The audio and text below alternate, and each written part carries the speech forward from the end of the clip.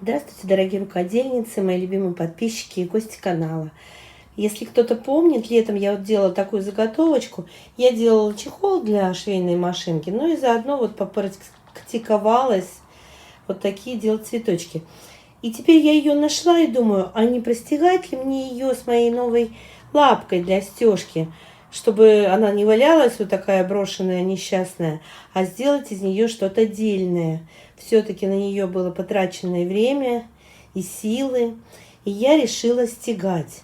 Я уже собрала сэндвич, синтепон и, тканюшка хлопковая из остатков. И буду стегать своей новой лапкой. Я начну из центра, вот от самых цветочков. Сначала их вокруг простегаю, чтобы потом у меня уже можно было к краям переходить. Лапку я уже поставила, установила. Нитки верхние я выбрала коричневые, вот в тон вот этой ткани. Посмотрю, как пойдет. Ссылку, как делать цветочки, я оставлю в описании. Вот сейчас произошло то, о чем меня предупреждали. Один вот из этих рожков у меня зашел вот в цветочек. Вернусь назад. Стараюсь его вытащить. Все протащила. Значит, надо не очень близко просто к цветочкам, чтобы рога эти не застревали. Я сначала просто вот обвожу по периметру, по всему. После того, как я 2 раза обвела по периметру, то я уже начала стегать такие какие-то цветочки, листочки, уже более художественное что-то. Но у меня была проблема, постоянно рвалась верхняя нитка, пока я не взяла иголку для квилтинга новенькую. И тогда все решилось. И чуть меньше половины простегала, но решила показать уже, что получается. Начинала нитками вот здесь вот более темными коричневыми, потом взяла вот такие вот чуть-чуть посветлее. Они как-то поярче выглядят. Но снизу у меня черные, и вот иногда они у меня, видите, с косяками проглядывают. Ну вот в общем виде не так уж прям заметно, но это косяк, конечно. Здесь еще вот пусто. Изнанка вот так вот выглядит. С черными нитками. Здесь вот я между цветочками немножечко стеганула, прям совсем чуть-чуть.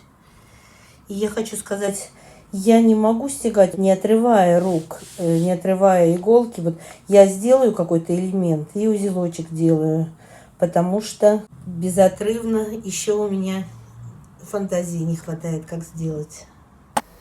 Я когда стегаю, я поставила ускорение в 2 раза быстрее, чтобы не затягивать видео. Поэтому вы не думайте, что я так быстро стегаю. Это у меня просто в 2 раза ускорено видео. И я хочу сказать, я теперь уже дома живу, а не на даче. И у меня теперь постоянные шумы будут. Машины, самолеты, всякое разное. Окна открыты, и все эти шумы в квартиру, конечно, залетают. И в видео тоже залетают.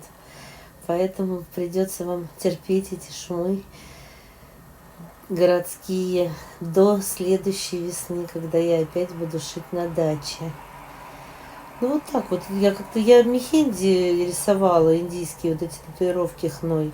И вот тренировалась вот эти вот цветочки, листочки, вот эти все рисунки оттуда, из головы про мехенди, как говорится. Поэтому вот свои знакомые узоры, которые я уже знаю, я их вот так вот просто рисую иголкой на сэндвиче. Тут главное, чтобы как можно реже иголку отрывать, не прерывать процесс, сообразить, как сделать, и все пойдет. Я думаю, что сейчас те, кто не подписался еще, для вас самое время нажать кнопку «Подписаться». И если вы смотрите в YouTube, нажать колокольчик, чтобы вам приходили уведомления о моих новых видео. Если вам интересно, ставьте лайк, пишите комментарии. Я всегда их с удовольствием читаю и стараюсь на все отвечать. Ну вот, посмотрите, что получилось после стежки.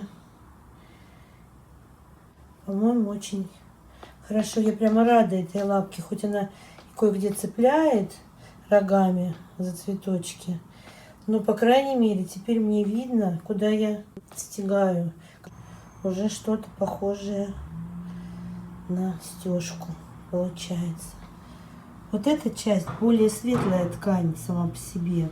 Вот здесь она сюда вот темнеет.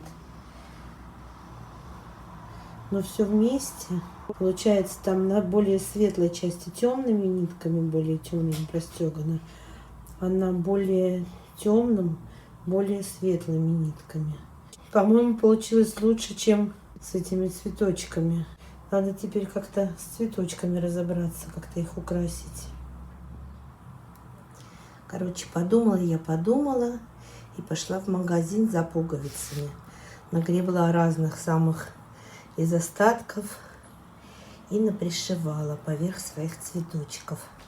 По-моему, получилось симпатично. Но это еще не все. Так как эти пуговички все под дерево, какие-то деревянные, тут нету, вот это только деревянные, но они какие-то вот поднатуральные, какие-то там перламутр какой-то вот выглядит. То я решила еще вот деревянных бусинок у меня было с прошлых моих увлечений, когда я всякую бижутерию делала. И я решила сюда добавить еще бусинок. Как-то их попришивать, посмотреть, где они у меня будут.